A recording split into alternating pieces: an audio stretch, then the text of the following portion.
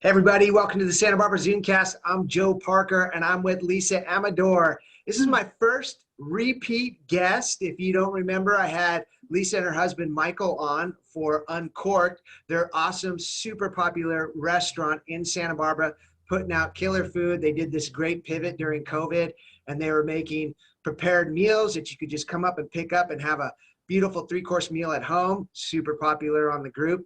And now they're able to seat you once again in their establishment. They're serving all kinds of fabulous wine with your food. So congrats on that. And you're just, such a go-getter. One business isn't enough. So we're here today to talk about Amador Matchmaking. So Lisa is your local source for love. Whenever you're out there looking for a partner and it's difficult to do in these times, Lisa's someone that you can call on to help you find that special someone. So I am super excited about today's show. I want to know all about the matchmaking business, and Lisa is here to tell us about it. So Lisa, how are you today? Good to see you. I am great. Thanks so much for that awesome shout out to Uncorked. I appreciate it. Yeah, great spot. Mm-hmm. So matchmaking, how did you get your start? When did this all begin? Well, I got my start. My college roommate, I'm from the East Coast. I went to George Washington University, and my college roommate started a matchmaking agency when she was looking to find love herself.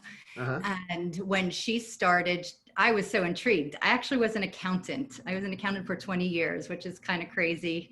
But I loved what she was doing, and for several years I was helping her just for fun, and she was the one who would point it out, like, why aren't you doing this? You're so good at it. And I realized it was something I just wanted to pursue, matchmaking or accounting. One sounds a lot more exciting than the other. It really is. It's obviously very challenging, and connecting with people, listening to them, understanding their needs and what they want, and making sure that I could connect them and find what they're wanting, respecting both parties. So it's not something that everybody can do. I mean, everybody can say, hey, I have a single friend, but is it going to be the right person for that person? Right. Single on single doesn't mean it's a good couple. Sure, yeah. All right, well, cool. Take us a little bit into the whole process. Let's say someone is looking for love and they want to, engage you in that endeavor. Where do they start, and what does it look like? What can they expect? Well, the best way for them to start is to go to my website, which is amadormatchmaking.com, and then fill out a profile. It's much like an online dating profile, except a big except it's confidential. Nobody sees who my members are, my clients. It is completely just myself and my assistant. So it's very private, but it's a way for me to know if you're out there. And so if somebody puts in their information, at least now I can search them to see if they might be a match for a client. So that's the first thing. Okay. And anybody could do that? Like, they don't have to pay a fee to create a profile, or? No. So I have two types of membership. I have a complimentary membership. So I do ask that whoever puts in a profile that they really are serious about being matched, that they want to be in a committed monogamous relationship. Okay. And that is just the foundation of who my members are. And then if they want to be a premium member, that means they want to really show me that I want you to know me. I want you to know I'm serious about this. I really want to be matched. And because sometimes people put in their information and I'll call them and say, hey, you're a match for my client, at least on paper. And they're like, well, I don't know, get back to me. And I don't do that. They have to be like, yes, tell me about him. I want to hear, I want to be excited to talk to me about being matched. Right.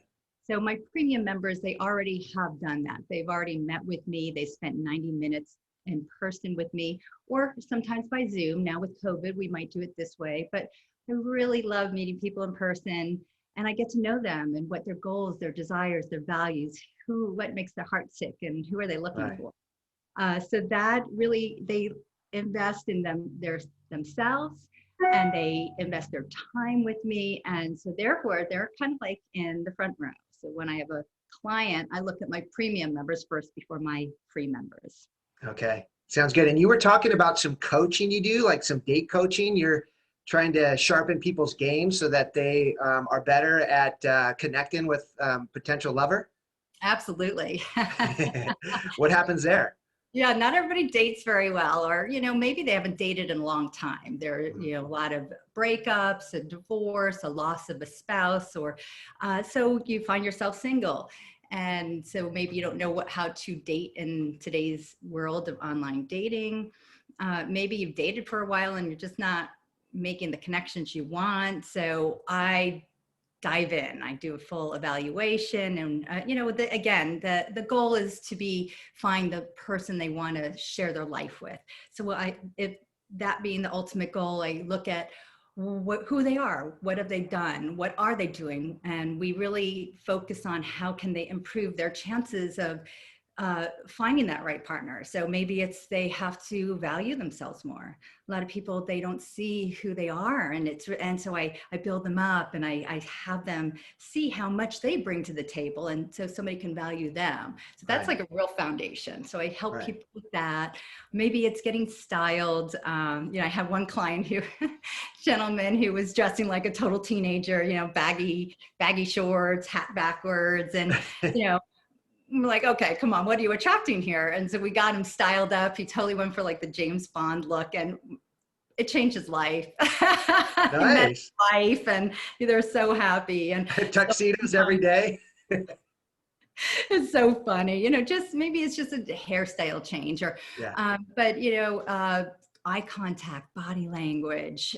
What do you say to somebody when you're reaching out to them? Mhm. Uh, just the do's and the don'ts, and I can help everybody and anybody be a more successful date and attract the right person into their lives. Sweet. So since COVID, has business increased or decreased? Well, at first it completely decreased. Right. Everybody, all my clients. So a client is somebody who's hired me to either coach them or to find them their match. And all of my clients put their contracts on a hold in the beginning because everybody was really fearful, Yeah. So I don't have to go there.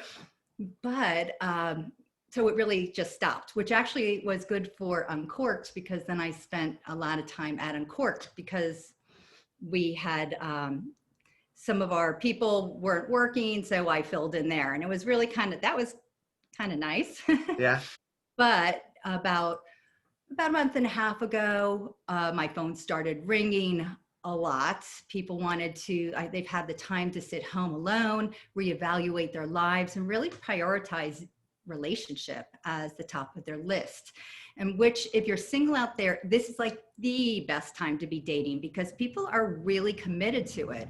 And it used to be in the past, maybe they thought they had so many people to choose from, they weren't really taking it seriously. But I'm finding it so different now. Huh.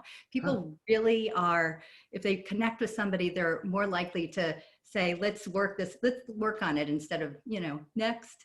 Yeah. Yeah, totally. So people are out there, they're wanting love. All my clients put their contracts back on active. I've got lots of new clients. I've actually got a waiting list for clients. So for somebody who wanted to be a client, we'd have to interview, make sure it's a good fit. And I would have to wait probably about a month before I could take on another client.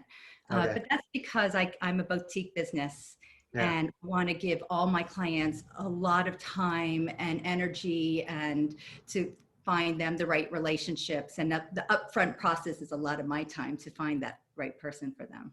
Yeah. Sounds good. So before we depart, give us a success story, something that stands out that you're really proud of in your matchmaking business. Oh my gosh. I'm like, which one do I want to tell? Well, one of my ones, what I love is, there's a woman in town. So I originally started as Santa Barbara Matchmaking, just so Uh, you know. okay. And when I married Michael, Amador is amor, it's love. Oh, right. And that was, I also went nationwide. So I rebranded my business, because I wasn't just Santa Barbara.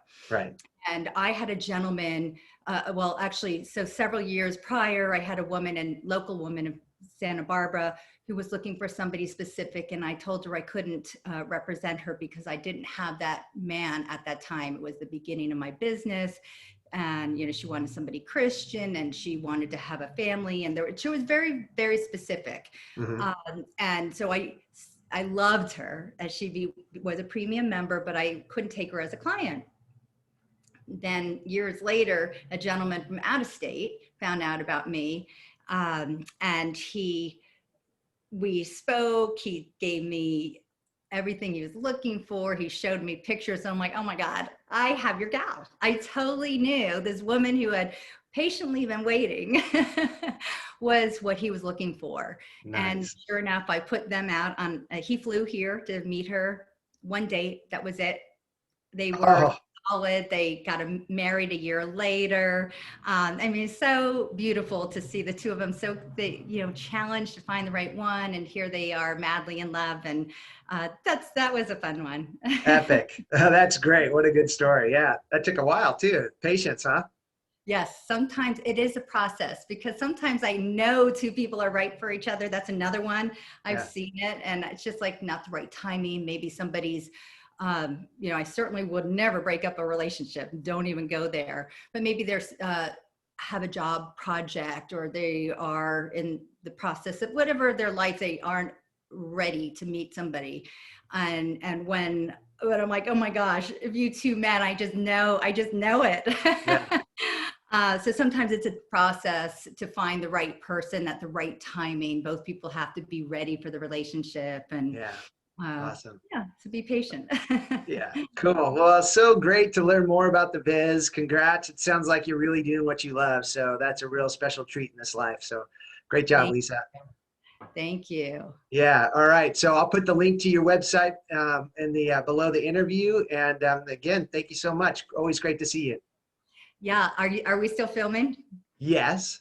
Okay. One more thing. I have great clients right now, people. So if you are for a relationship, please, I'm going to post specifically what I'm looking for right now, but I always have different people and I work with other matchmakers too. So it might not just be my client, it might be somebody else. So if you are single, please reach out to me so I can find out about you and get you in a relationship.